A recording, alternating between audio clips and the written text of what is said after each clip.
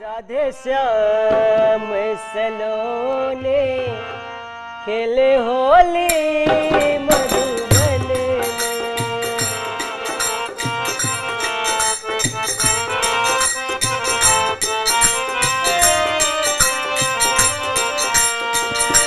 ऐ मधुबन में, ऐ मधुबन में, ऐ मधुबन में, ऐ मधुबन में राधे श्याम सलोने खेले होली मधुबन में।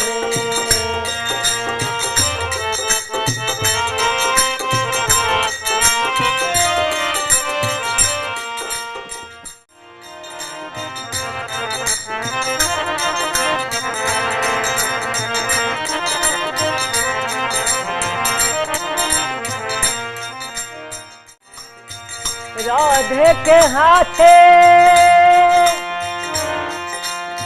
कनक पिचकारी, राधे के हाथे कनक पिचकारी, मोहन के हाथे अबीर झोली मधुबन में। राधे श्याम सलोने खेले होली मधुबन में। राधे श्याम सलोने खेले होली मधुबन में।